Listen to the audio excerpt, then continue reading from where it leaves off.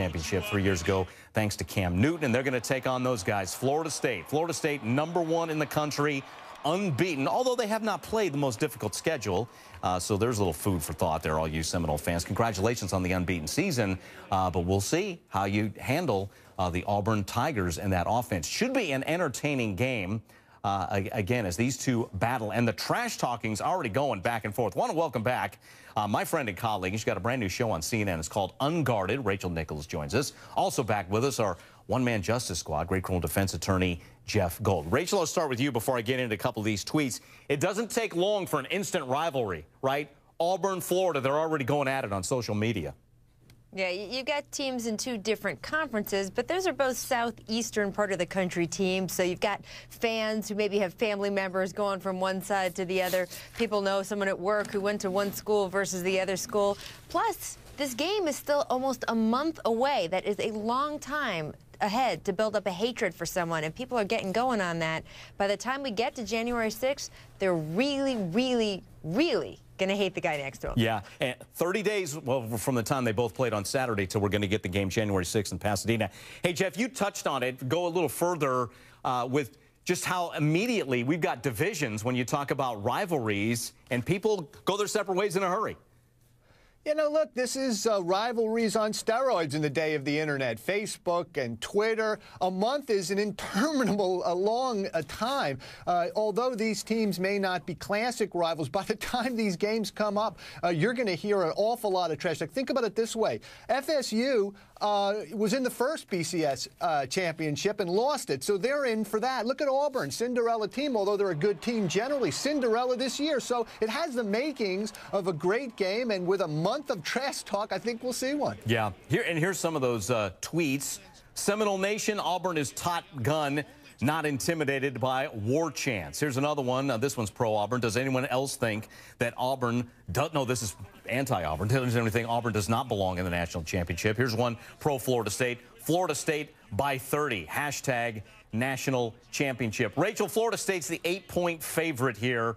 What are some early keys to look for as we get ready for this one? Again, it's 30 days away. Well, with Auburn, you've got to think, can they pull off the miracle again?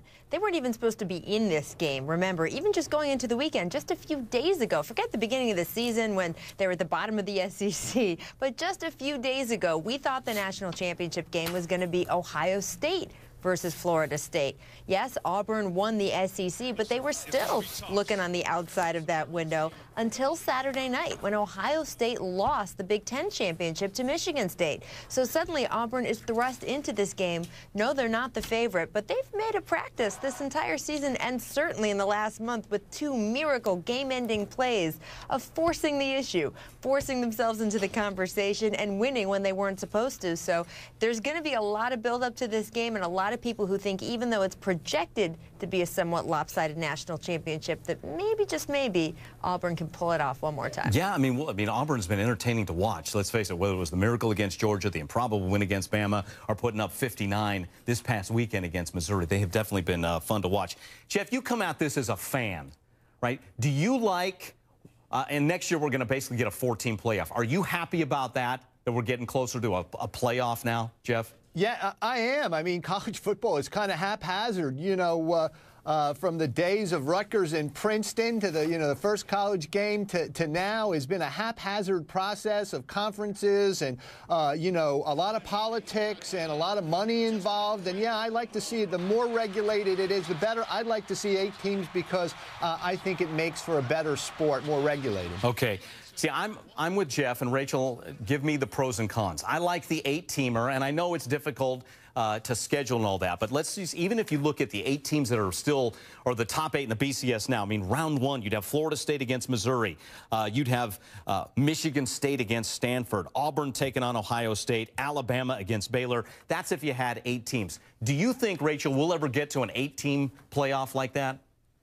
I'm not sure. It is a tough go. It's fun in the NCAA tournament with the basketball teams, but that's a much different kind of endeavor. Scheduling football games is different. You can't have guys play back-to-back nights the way you can with basketball games. So if you were trying to do an 8-team playoff, it would create such a schedule problem for kids who are at least supposed to be student athletes. We all know that there's a little bit of a grain of salt that comes with that expression, but we'd like to at least try to put them in the position to be able to study, the position to be able to take their finals if, hey, maybe they wanted to. So to put them in an 18 playoff, I think would be difficult, and honestly would probably not get us a different national champion. If the goal is to settle a national championship on the field, which I think, gosh, we all want, right? We all want them to play on the field to get to this game.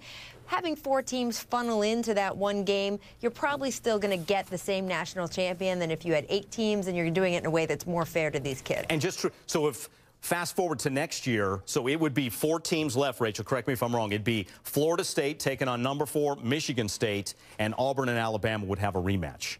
Although that would what's going to be interesting about this is that a panel, a committee, is still going to be involved in picking those 4 teams. So everyone says, oh, the controversy is not going to be there starting next year. You can't say that. You can't say, oh, it would be these 4 teams. You're going to have a committee that's going to select the teams. So remember, no matter whether you're picking 4 teams for this event next year, whether you're picking the 64 teams going into the NCAA basketball tournament, there's always a bubble, right? And there's someone's going to have a beef, Who should be on the bubble? Who's the last one in? So we will still get all of that debate next year. It'll just slightly shift to a little bit lower down on the depth chart. And at least you're going to get 4. And it's not, maybe some unbeaten number 3 who's getting bounced out of it. But, Jeff, all this arguing, that's where you as a lawyer come in, right? Yeah, we like that. we like that, Mike. That's all haphazard stuff. It makes for great arguments because there's human intervention. They pick these teams, so that's why I say that I like to see 8 or more because, there's less, picking going on, and that leads to a lot of arguments, and there's families that don't talk to each other after Thanksgiving. All the rivalry games, there's families that don't sit down to the table after a while. So, yeah, there's a lot of arguing in football as well as law. Yeah, and the college game has definitely brought us that. Well, hopefully with the 4-team playoff next year, we still get, all the magnitude and all the big games during the regular season, plus you get the payoff with 4 teams getting after it at the end of the year. Jeff, thank you. Rachel, again, your new show, Unguarded, 10:30 Eastern, Friday nights on CNN. Thanks, guys. Appreciate it. Okay, let's take a look.